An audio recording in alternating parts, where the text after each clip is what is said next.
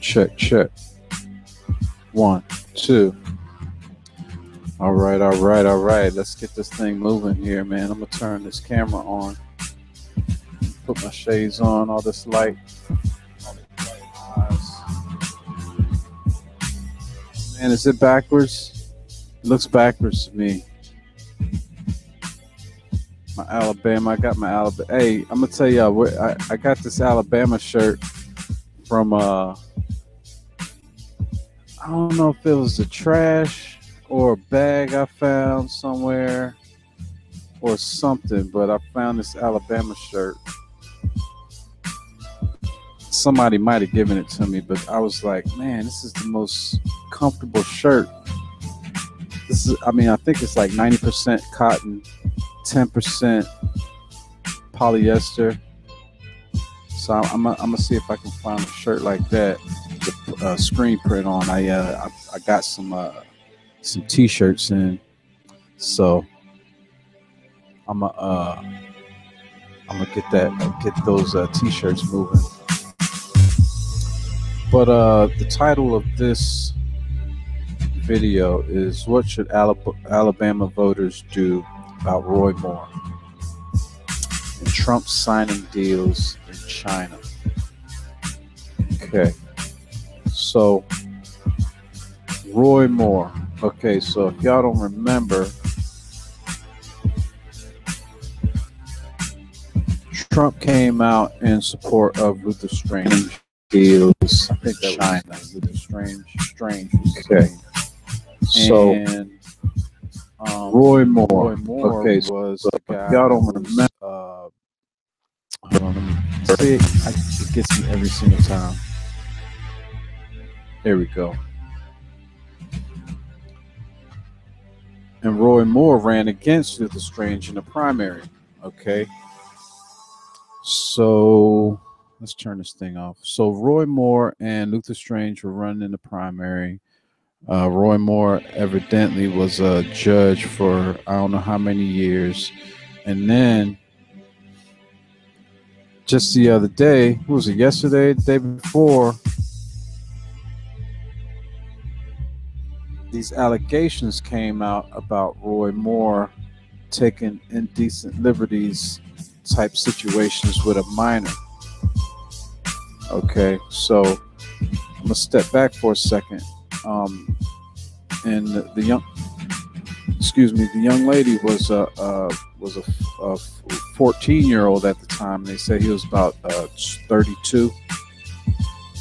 So, all right, so yeah, that would be kind of creepy, right? But at the same time, he's denying the other allegations, and if you look at it, it's coming at a pretty peculiar time. I mean, this man has had a career. Now, I'm speaking, from the conservative side of things.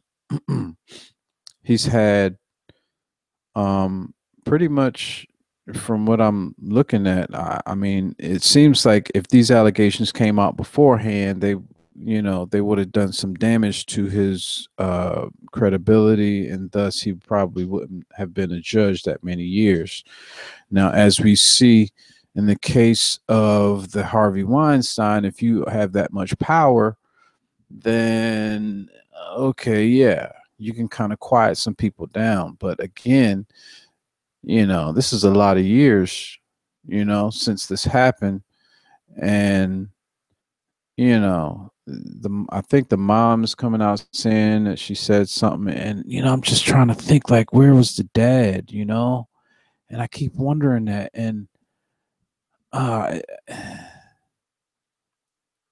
yeah, man, that's why these kids need dads in the house. I don't know what a dad could have done differently, but or that's even a mother, right? A mother would even do that. Let's say the dad was the less dominant force in that relationship. Even mothers would, come out and say something. But I'm guessing that if this is true, that maybe the mother didn't feel like she had the ability to go up against that force. Now, having said that, it is peculiar that it's coming out now after all these years, but then you got to look at the backdrop of people actually coming out now more about allegations of sexual misconduct and or rape. Now, let's just step back for a second. Anytime it happens to anybody, regardless of whether it's a child, a boy, a girl, a woman, a man, anytime it does happen, it's wrong. Okay, so let's just get that out of the way. Okay, but as we've seen before, this Democrat system, this Soros, this Hillary Clinton type situation, man, they are some dirty people, dude. I mean, we've seen it. We've seen it already. They tried to pull the same thing with Trump before the election, unsuccessfully. You know, so um, it puts the Alabama voters in a precarious situation. So the Alabama conservatives in a precarious situation because all of the blue dog Democrat Republicans are saying he should step aside, or if this is true, I mean, they always got to put that in there, but that's what they want. If this is true, he should step aside. That's what most of them say. John McCain, you know, his tumor, his tumor said, "Yo, he should step aside." Whatever, you know. The tumor was talking, and the tumor said, "Step aside now, regardless of whatever the hell is going on." Okay. Now he may say it's not the tumor. It might just be who he is, which I believe it. He's just a bitter old man who I can understand in a way, but at the same time, no, I can't because you should be looking out for the American people, but evidently he's looking out for John McCain's feelings. Um, but anyway, so what should the Alabama voters do about Roy Moore in Alabama? Yo, what's up, Alabama? I got me a T-shirt. It came from somewhere, baby, but it's a very comfortable one. Here's what I say. If if it's true, it's going to come out in the light. Okay? Now, I would say maybe if you're trying to ensure that you don't lose that seat, you have to vote for Roy Moore, and then once he's in, if the allegations have legs and there is truth and you feel like he can't lead or he won't, and well, the other part of it is will there be legal ramifications? Is there a statute of limitations on statutory rape? I hate to ask that question, but it seems like a lot of the people who are coming out in against some of these Hollywood people have waited, I guess, too long for it to have a legal effect because of statute of limitations. So you got to ask that question. Have there been any cases, that anyone else has said? There have been other ones, from what I understand. I'm not sure to the extent whether it went as far as this particular case with the 14-year-old that allegedly happened. Um, but if you don't want to lose that seat, you gotta vote. You gotta vote Roy Moore in, and then hold a special election again. because otherwise the other dude is going to win, and then they're going to have that extra seat. And what if it's not true? If he gets in, and then it was like, oops, we lied again. I mean, Washington Post isn't the biggest conservative site in the world. I mean, it's the exact opposite. So, what do you do?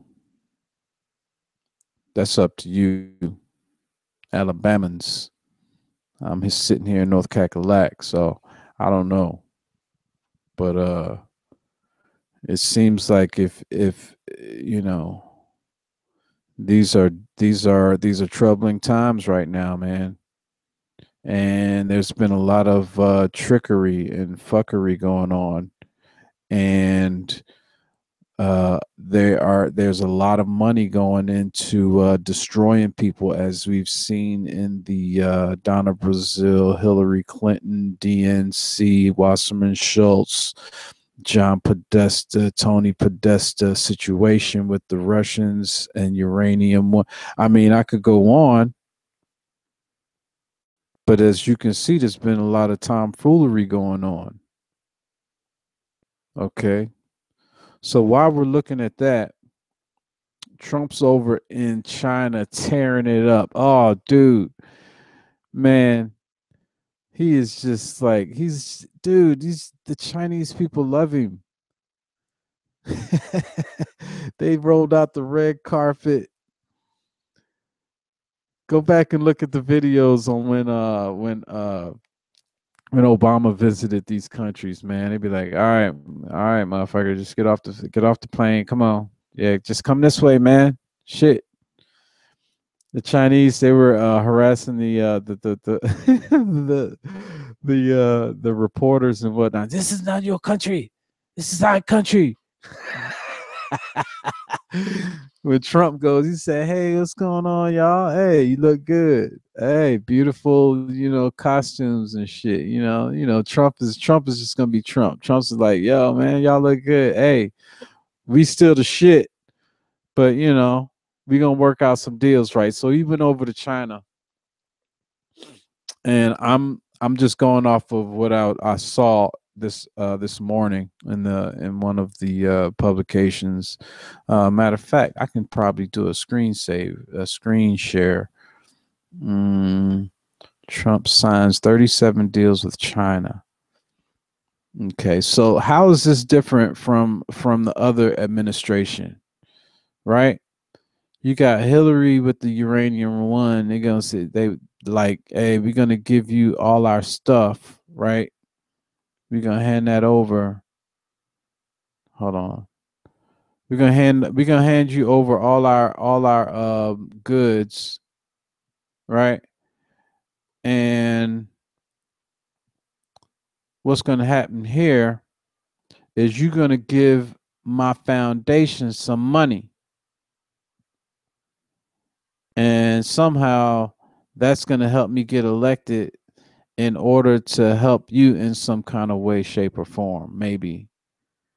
I mean, maybe that's what they were banking on. I don't know. It sounded like before the election, Hillary was talking about going to war with Russia. Could it have been? It was because of those deals that they had, and they wanted to like shut that down. Cover up everything. Isn't that what they did with Gaddafi? France. What was it? Was it France? France.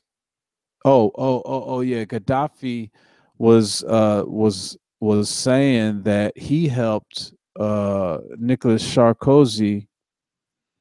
That's a Hungarian name. That's why I say Sarkozy instead of Sarkozy, because Sar means shit in Hungarian, and Sarkozy is a Hungarian name, but he's French. So, and the only reason I know that is because every time every time they said Sarkozy, my wife would start giggling, and I'd be like, "What are you talking about?" And then she's like, "Well, Tsar in Hungarian means shit, and they're pronouncing Sarkozy wrong." So whatever. So Gaddafi was saying, "Yo, man, I helped you get elected. I helped the campaign, this, that, and the other." And after Obama and Hillary said we're gonna shut that shit down, they went in, said that he was unfit to lead. He lost all credibility. They went in, told the rebels where he was, shelled him. They caught him, found him, and killed him. Right. What that did was created a vacuum. It was almost like he was, if he was attacking anyone, it was almost like he was attacking the bad guys, because after he was gone, after Gaddafi was gone, it was like the bad guys took over. I remember, see, look, I got to get back into my archives, because in my archives, that's where I remember downloading these mass graves of black Libyans, these mass graves of black Libyans, right? Being like bulldozed right after they took Gaddafi out.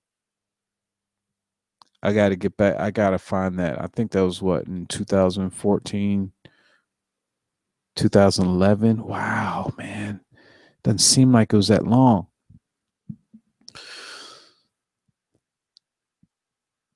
So I don't know why I got off on that whole jag, but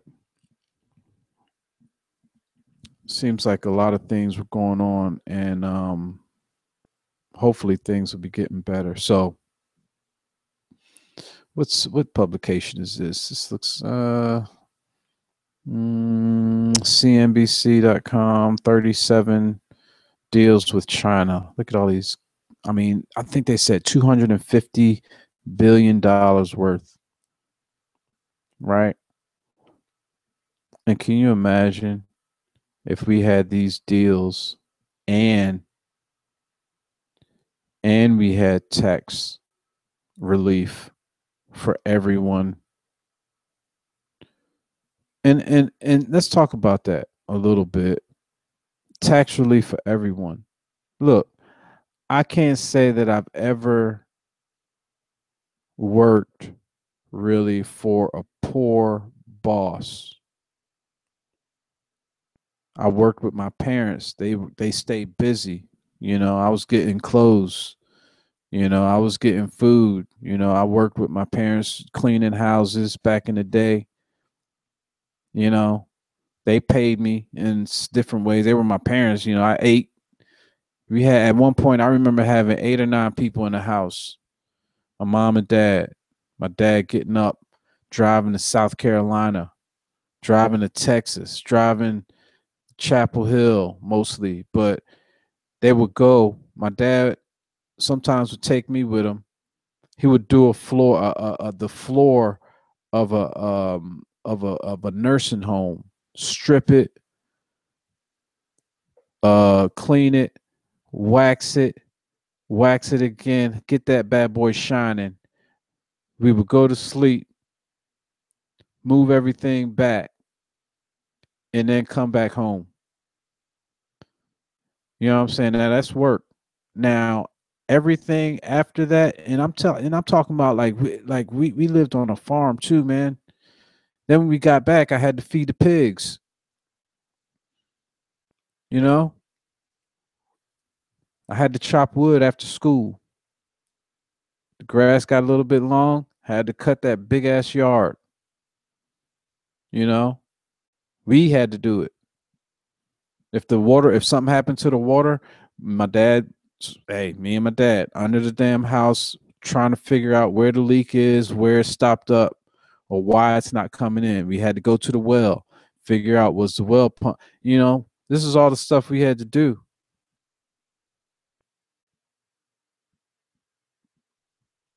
If the septic tank, oh man, let's not get into the septic tank, man. Look, I'm gonna leave it at this, man. If you have work and you get more work where more people are paying you, then you can afford more help. And it's hard sometimes to find good help.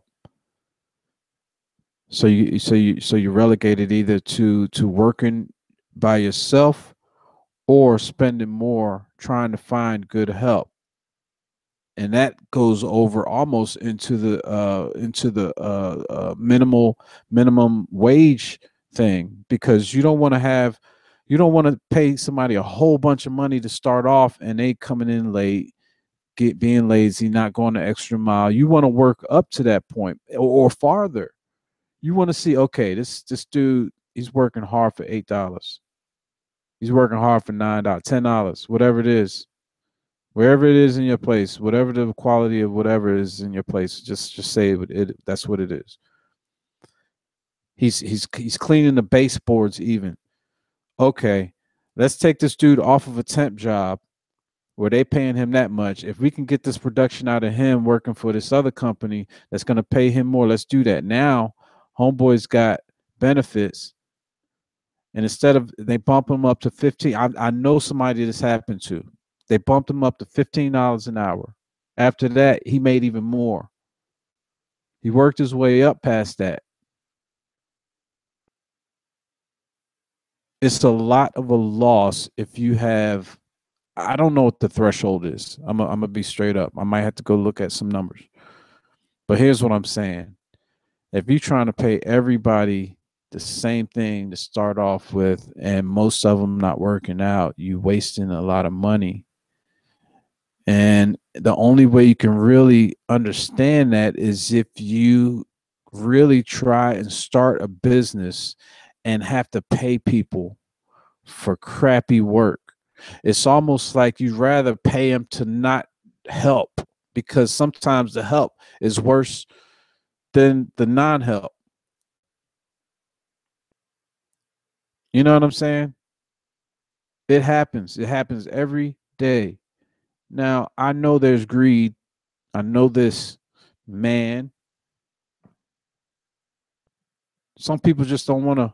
What is this picture I'm showing on here? Goodness gracious. Let's take this off of here. Goodness, man. Why don't y'all say something? Y'all up here looking at a pixelated picture of nothing. My bad. Yeah, say something. Say, yo, D Train, what's up with that nothing in the screen? Help me out here, bro. But yeah, so if you got that going on, you just start a business, man. I think everybody should have a few hobbies anyway, or a trade or something that they enjoy doing. They like the challenge of doing it, and it's not so much as much work, but it's a challenge that you're trying to accomplish something different and higher things in that realm. You know, like I know, I like my brother. He loves to do photography, but he works as a computer guy. You know, he's a IT dude, but he likes photography. He likes to get into the photos and all of that stuff. It's not my thing. I mean, I love taking pictures because I like to post them and show y'all what's going on, but in videos. But whatever your passion is, even if it's not your full-time gig, man, do it on the side and get better at it. You never know. My daughter, she wants to be a teacher, and I'm like, baby, what you need to do is do things. Find things that you like to do it well. Learn more about what you like to do. You could teach whatever it is you want to teach. You could teach anything. You could be any kind of teacher and you're still teaching, right? So you don't have to box yourself into thinking that you have to be in a school to teach. And I try to give my kids, enough ideas on how they can be how they're able to make money in different ways where they know they can, if they needed to, they could, right? Collecting cans, uh do a You can design something for someone. My daughters love doing pictures on the computer and drawing and doing crafts. I'm like, look, do that. Learn how to do that. Learn how to do it well. People pay for stuff like that. People pay to learn how to do stuff like that, you know? And if you want to still be a teacher in school, go for it. Do it, you know? But with every job, there are things that are difficult about that job. I mean, I say, look, you see how some of the kids act in the class, right? And I'm not saying they bad kids or bad people. I'm just saying there's always something. So now watch your teacher. Watch your teacher. Watch how your teacher has to deal with it, or how your teachers deal with those situations. Then you got to ask yourself, would I mind doing this every day? In whatever genre or whatever area of field of work you want to be in, that's what you pretty much have. Do I want to be a lawyer? Okay, am I going to have to deal with other people's do I want to be a doctor? Do I really want to do I want to be around sick people and try to help all the time? I mean, it's like everybody's sick, you know. I mean, I hate to be grim, but it's the job. I mean, you got to look at the good. Yeah, I'll be a doctor, but at the same time, I got to deal with a lot of shit. And that's just part of it. You're not even talking about the insurance and the school loans and the high rate of dying. So I don't know how we got off onto this, but I think it's a good thing that Donald Trump is working on signing these deals on contracts with these countries and these companies in these other countries, instead of having backdoor ideas and deals uh, for the country that nobody knows about until later, and it turns out to be felonious. I think I'd rather have this out in the open style way of doing things than the other style that we just got rid of. And on that Roy Moore thing, I think, hey, be wise. You know what you're dealing with. You know who you're dealing with. I say vote for the man if you're a conservative, and that's the way you want to go, with the backdrop of maybe having to at the same time find someone who could replace him after he gets elected. Yeah, they're gonna say, "Oh, you voted for a rapist." They're gonna say that. Of course, they're gonna say it. And that's if he even makes it to that point. But you got to look at this is like long ball, not small ball. Well, it is kind of small ball, but it's big ball too. Anyway, I think that's my time. Thanks for tuning in. Y'all be good. Peace out.